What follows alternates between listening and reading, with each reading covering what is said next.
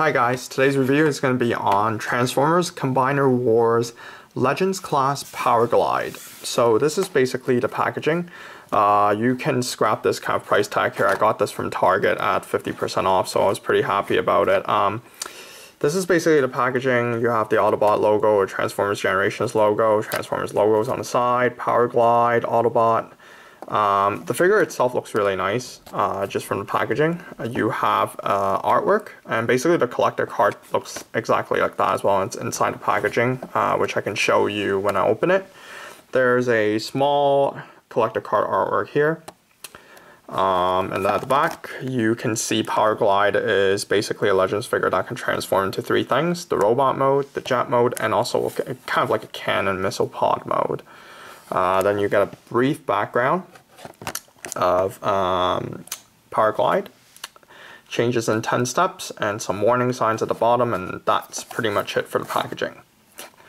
So pretty nice packaging. Just from the looks of this looks like a very, very good Legends class figure. So without further ado, let's get this guy opened and see how good of a figure he is. Alright guys, so we have Powerglide straight out of its packaging. So in terms of the collector card that I spoke to you about, this is what it looks like. So basically it's the same as the box art, except in a smaller version. And it's actually a pretty nice cardboard kind of collector card. You have the Transformers Generations logo at the back. You have the Autobot logo at the back as well. Very, very neat card. I like the fact that they put this with the Combiner Wars figures. It's pretty nice. So obviously it comes with a set of instructions. You have the robot transforming in 10 steps into jet mode, and then at the back of the instructions, it's how you transform him to the cannon mode for Superion. So in terms of the figure and robot mode itself, to me it's a very, very nice Legends figure from the series. It's actually one of the unique molds. The other being, I think, Bombshell. The other two, I think, Windcharger and Thundercracker, just remake of the previous generation molds that were in the toy line, in the previous generation's toy line. So this one's a new mold. I really like it. The Autobot sign, it's kind of like a metallic red and silver, I guess. You have most of the paint details is in red in color, similar to the figure in the packaging. You have some black detail on the boosters, and then at the back you can see his missile pods are hidden underneath his arms. Some black windshield detail on the jet mode, and that's pretty much it. Now the face, I'll kind of zoom in into kind of like the lighter area so you guys can see. You have some blue eye detail. You have kind of like a nose cone here in the jet mode. Probably it's a gun or some sort of an antenna, but very, very nice face detail. And that's pretty much it for the paint scheme of this figure. Nothing too special, but overall very, very nice Legends figure. In terms of articulation, he does have ball joints on the shoulders. On the elbow joint, you can move up and down. No fist or hand movement though, unfortunately. But for a Legends figure, that's standard. And another thing is, he does not have waist movement. He does have head movement. You can turn it 360 either way. His feet, his legs is on a ball joint. His knees is actually on a ball joint too. And I guess that's pretty good because his feet, you can only move it up and down. It's more for transformation, but you can move up and down like that. You can't move it to the side, but that's compensated by the ball joint in the knee, which is pretty nice. So without further ado, let's try to get this guy transformed into its jet mode. So first thing I usually do is I close the elbow joint fully like so, and I actually untab the wings on the side. Why I do that first, it makes it easier for me to turn the head all the way around. So now you just kind of turn the head all the way around until it closes fully into the nose cone of the jet mode, like so. So once it closes fully, you can see the face is completely hidden. And then what happens is you can actually pop this whole nose cone piece out like so, and then move it, shift it to the front, and then pop it back in. There's actually kind of two gaps. So basically in robot mode, I kind of pushed it off from this gap, and then there's the second groove here. It grooves into this little plastic piece that my thumb's pointing to. So kind of just groove it in and then close that up. And then for his arms, once you close the fist, you have to switch it. And this kind of piece that's sticking out, it pegs into the hole here. Just kind of peg it in. You kind of have to wiggle it. It doesn't fit perfectly, but just wiggle it. And then do the same for the other side. Wiggle it in. Then flip the wings out and then flip it forward.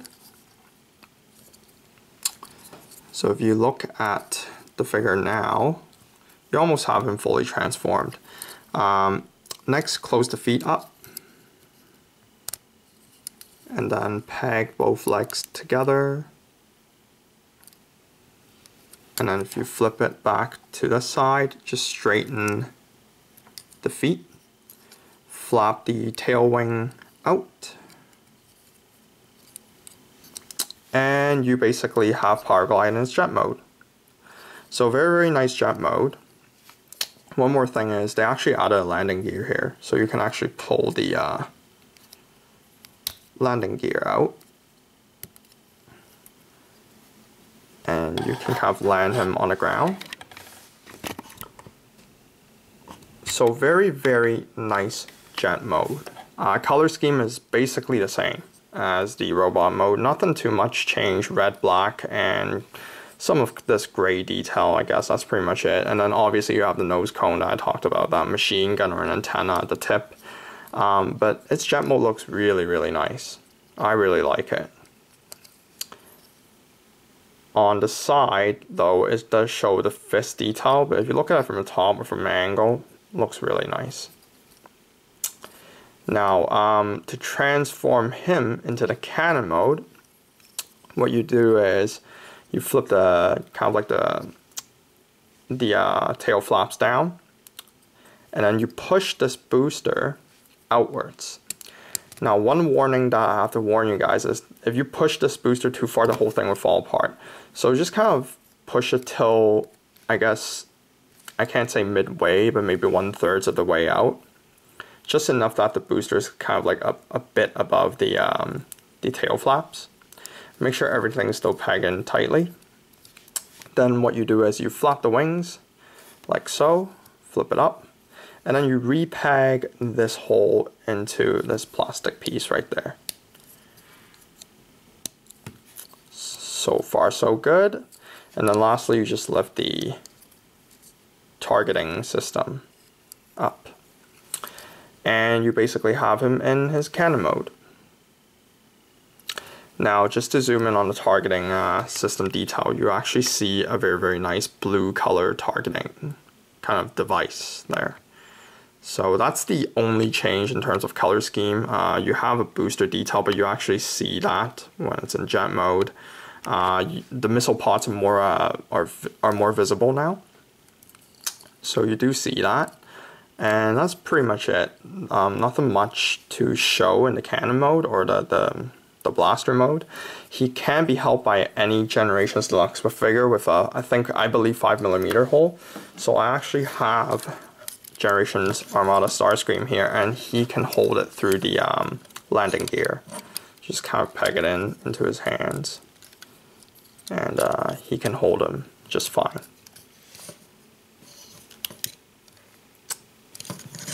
So very, very neat figure. For a Legends class, and they made it sort of like a triple changer, it's pretty nice. Although the cannon mode, I have to say it's too long. Like, I don't really like the length of this cannon. It's kind of, it makes deluxe class figures holding this kind of front heavy as well. So it's not too nice. But overall, in terms of the missile pod details and using the boosters as blasters, it's a pretty creative idea, I have to say. But it does make it fall down pretty front heavy. Jet mode looks great, and the robot mode looks great. So let's transform this guy back into its jet mode. Close the flaps down, the target system down. Push the boosters in, and then, oops. Yes, another warning that I should warn you guys about. For my figure, the tail flaps are actually pretty loose. Hopefully yours don't apply. Flip the tail flaps up again, and then unpeg the wings, flip it back down, unpeg the wings, flip it back down, and you have them back in jet mode. So very, very easy transformation. And then in robot mode, close the landing gear. You can go ahead and push the you gotta push the boosters up a bit in robot mode, because you gotta close the tail flap in like so, and then you split the legs, flap the feet down like so, and then next is basically just lifting this piece up. And then again, you gotta push the nose cones up, unpeg it from the groove here, swing it all the way back, and repeg it into the groove there. And then obviously turn his face outwards, and all that's left to do is his hands. Flip his wings up, peg it back into the hole there, unpeg the arms, swing it out, unpeg the arms, swing it out, and you have Powerglide back in its robot mode. Very neat and easy transformation, and for a very, very nicely detailed Legends figure. One thing I do wish they could have done is to add like a mini weapon for him so he can hold it. Unfortunately, he doesn't come with any weapons, so that's kind of like a downside, but overall really, really nice Legends figure. He can hold, however, any weapon that has a 5mm peg, I believe. So one weapon he can hold is actually like, this is from Evasion Optimus Prime, my bad. So he can actually hold this gun without an issue. Very perfect, but it's kind of too big for him. If you guys have any of the previous Legends series, so I have Swerve's mini con here. He transforms into like a machine gun, so he can actually hold this as well. So you can give him kind of previous, the previous toy line, the Generations Legends toy line weapons to him for him to hold. But other than that, like, he doesn't come with weapons, so you gotta design one for him. In terms of size comparison, you've already seen him with a deluxe Generations figure. So here he is again with Starscream. So about half of Starscream size. And then as a comparison to more of like a representative size, here's Cyberverse Beast Hunter's Optimus Prime. And here's Swerve from the Generations Legends toy line. So he's around the same size, basically. So very, very nice size kind of for a Legends figure. It's pretty representational to the previous toy line Legends figure series. And the detailing on this figure, I think it's very nice. And articulation wise for a Legends figure is pretty nice as well. So overall to me, a very, very nice Legends figure. I know they are creating a exact same mold, but in a different color in blue for a Decepticon known as Viper. That's going to be like one of the weapons for Galvatronus, another Combiner Wars figure. So you guys can stay tuned and watch out for that. But other than that, that's it for this review. So if you guys have any questions, leave it down in the comments below. Subscribe to my channel. Hopefully more reviews will be coming up. And thanks for watching.